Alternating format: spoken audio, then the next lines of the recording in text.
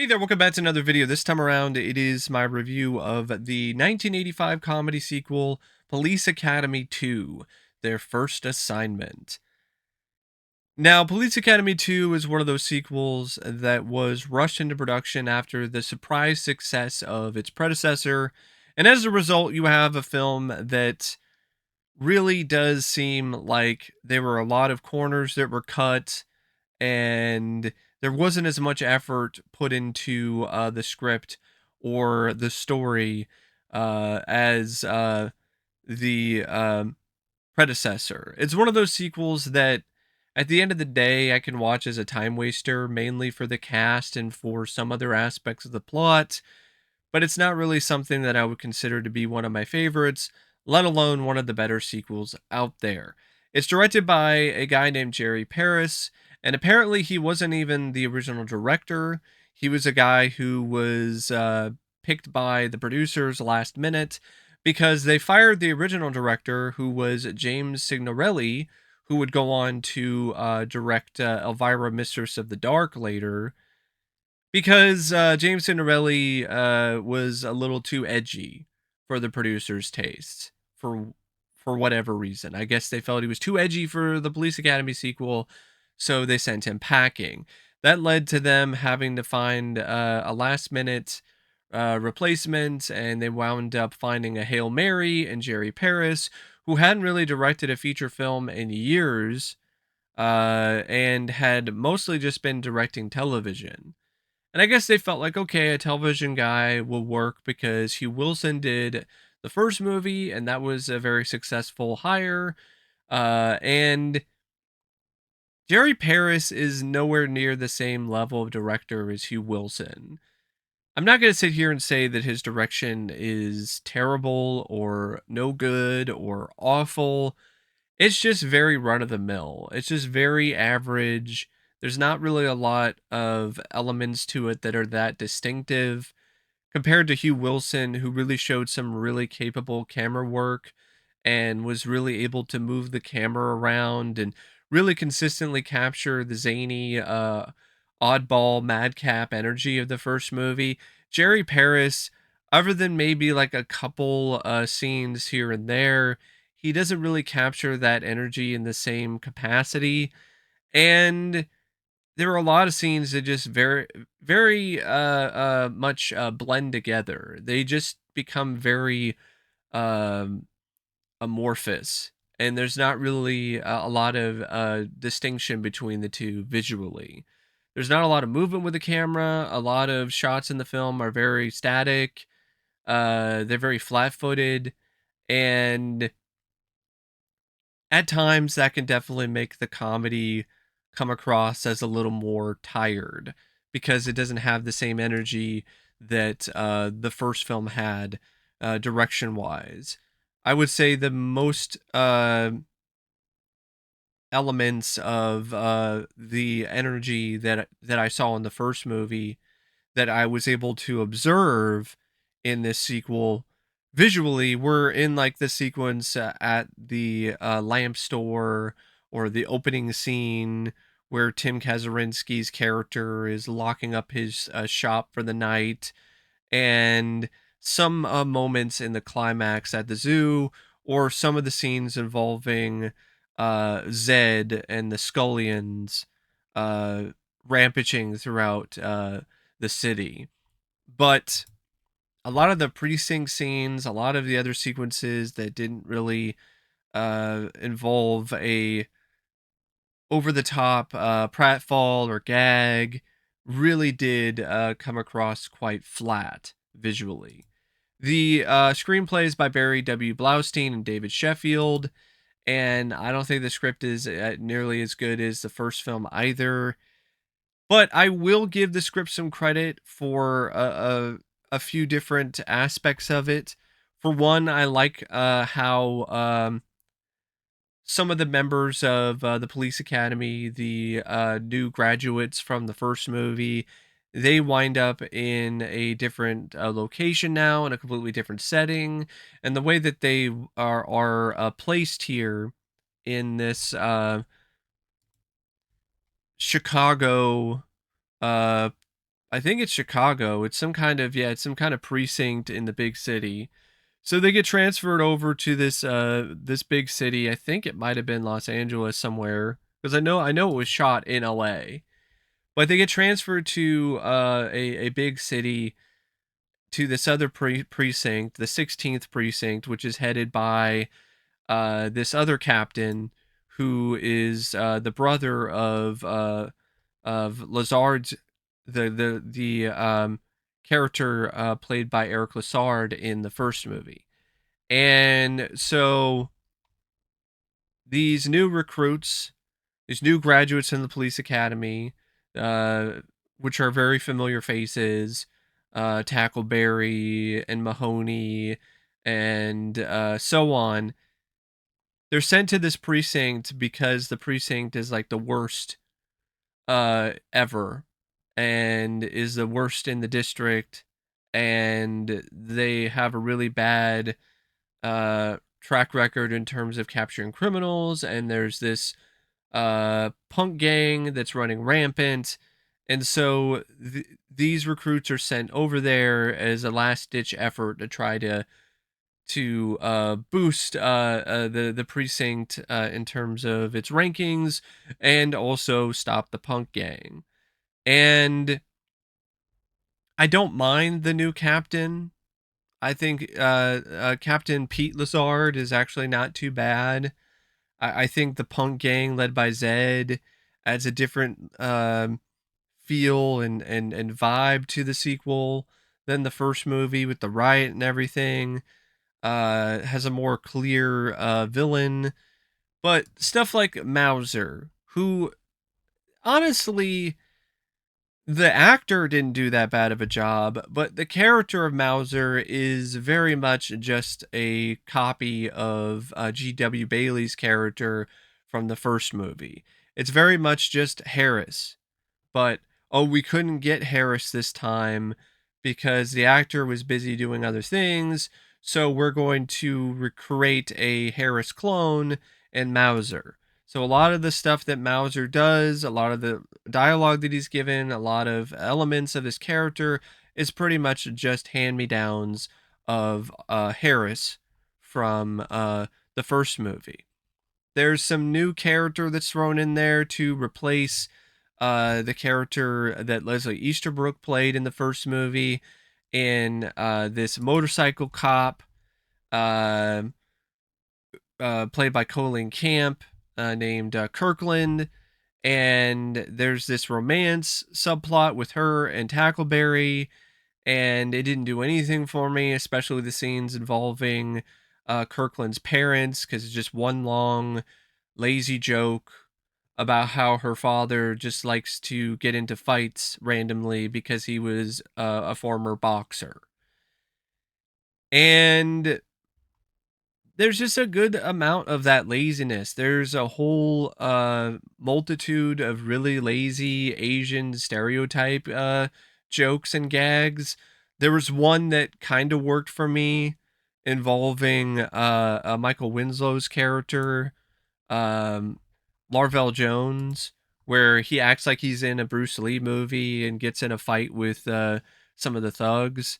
But then there's a really bad, lazy, poorly written scene later on at a Benihana's that is just chock full of Asian stereotypes. And this definitely has a different formula than the first. It focuses more on a general plot and the villain in Zed and his gang than it does on the various cast of characters. So as a result, you have a lot of scenes in the movie where you don't really get a lot of the characters doing a lot, which is not really what you want from a police academy movie. It leads to certain characters, like Hooks, for instance, just being sidelined for the majority of the movie, or other characters just barely doing anything, like Hightower. And you also have a finale which is very reminiscent of what happened in the first film, where Mahoney yet again gets suspended. So while he's on suspension, he does something that involves him finding a way to be involved in the climax. Instead of him being involved in the riot this time and saving Harris, it's him going undercover and joining the gang, infiltrating the gang, and then finding out where the gang's hideout is. And that's where the finale of the film takes place, is at the gang's hideout.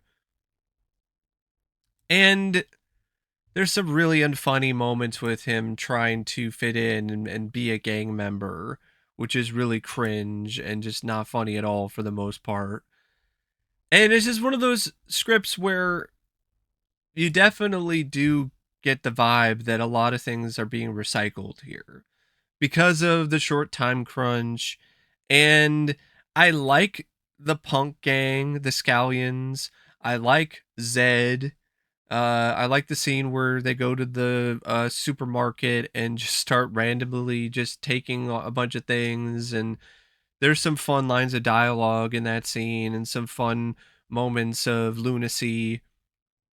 And I would have liked the stuff with Tackleberry more if he was falling in love with a better character. I never really got that into Kirkland, and there's a reason why Kirkland I don't think really made a lot of appearances later on in this series.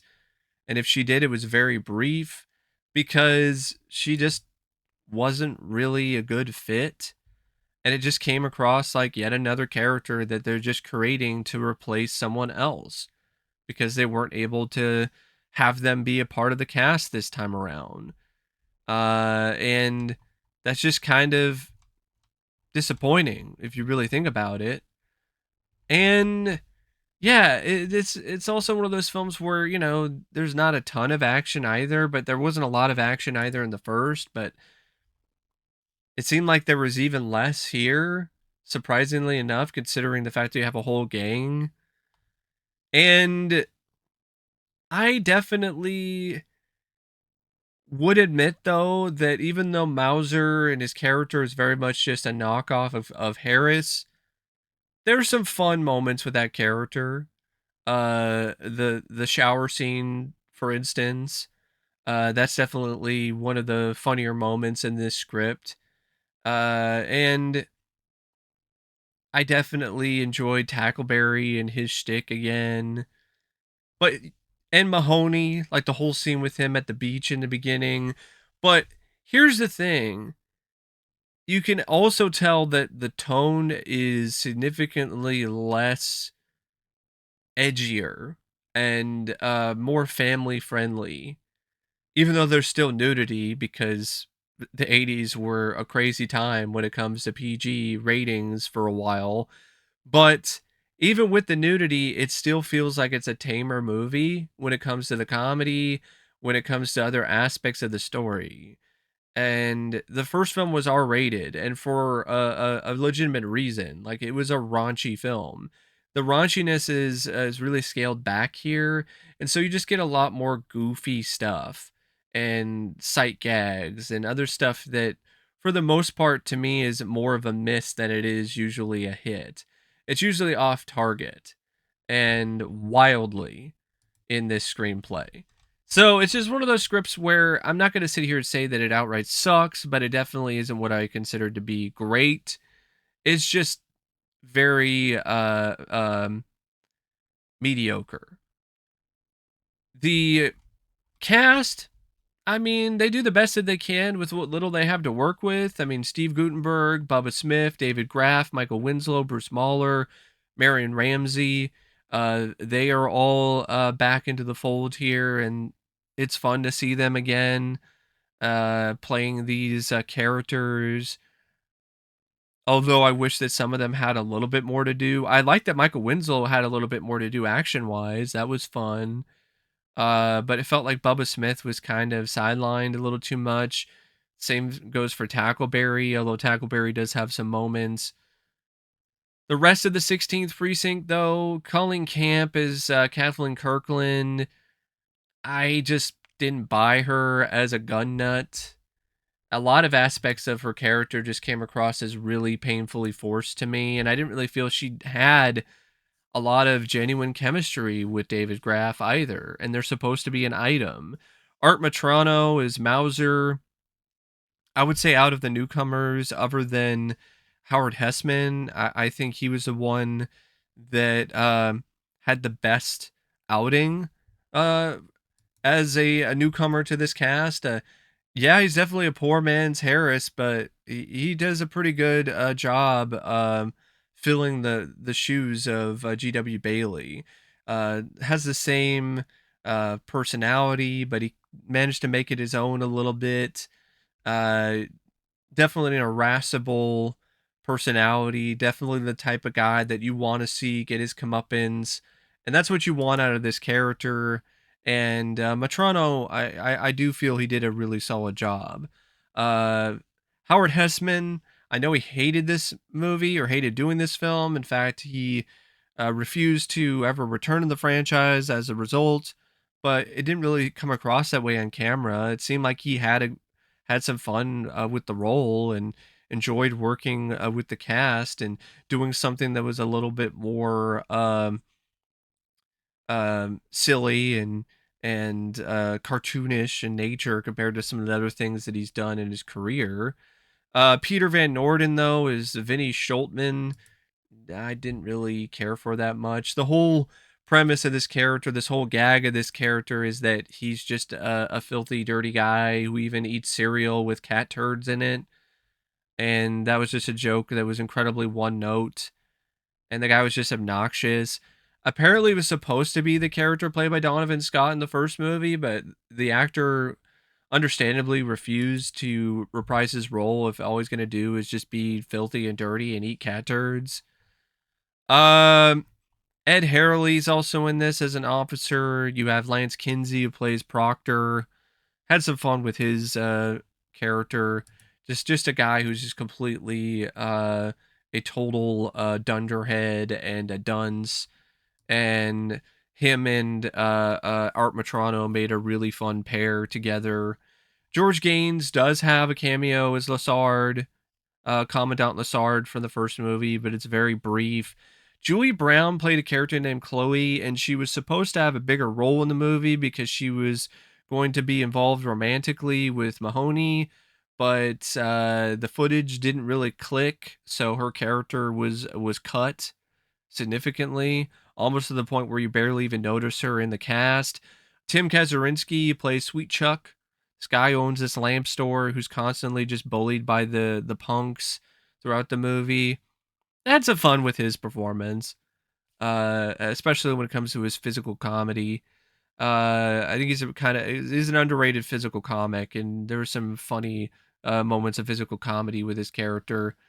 Jason Hervey, who you might recognize from Pee Wee's Big Adventure and the Monster Squad and various other projects. He plays this punk kid named Brian who who doesn't want to listen to his mom and doesn't want to go to school. So his mom employs Tackleberry to get him to get his butt into gear and get his butt to school in a rather enjoyable scene. And you also have Bobcat Goldthwait, who plays Zed. And yeah, he does that shtick with his voice where he makes a lot of weird noises and so on. But to me, it just really works here, especially when he breaks character or the moments where he's the opposite of a tough gang leader.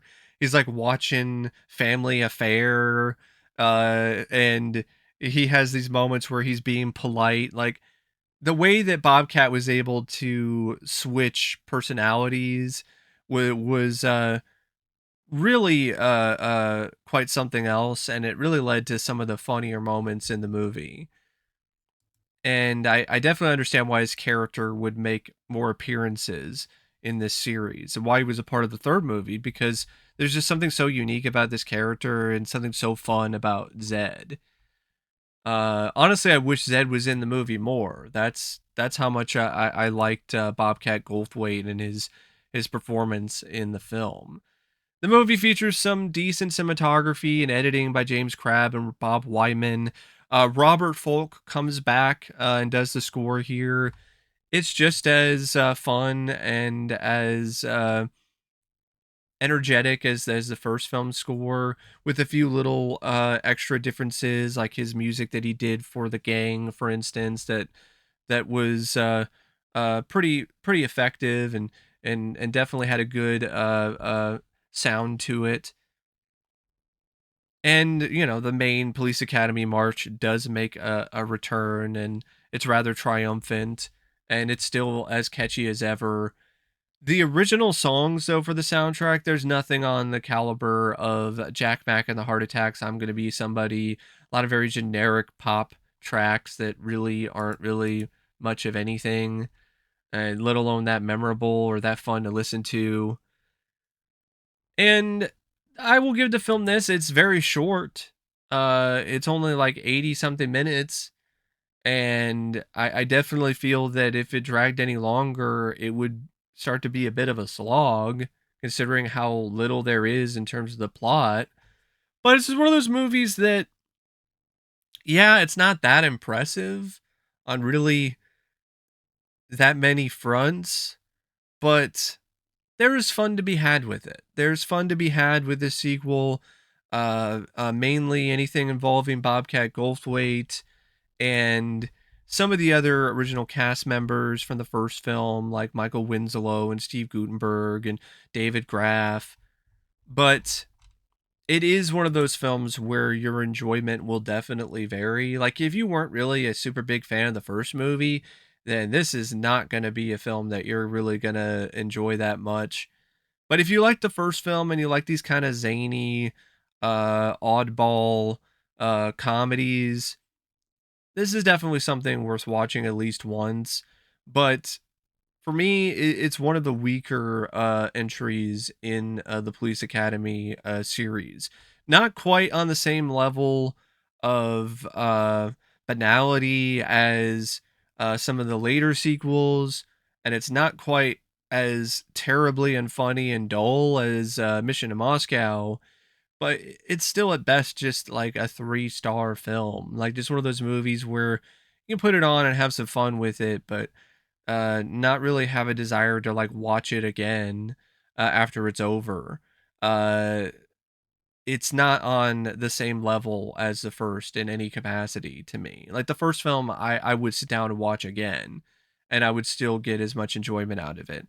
If I watch this film again, I probably would not get as much enjoyment out of it as I did uh, the last time around that I watched it. It's the kind of film that, like, you watch it on a rainy day, that kind of movie. But anyway, that's my thoughts on Police Academy 2, their first assignment. And until next time, I'll see you later. See ya.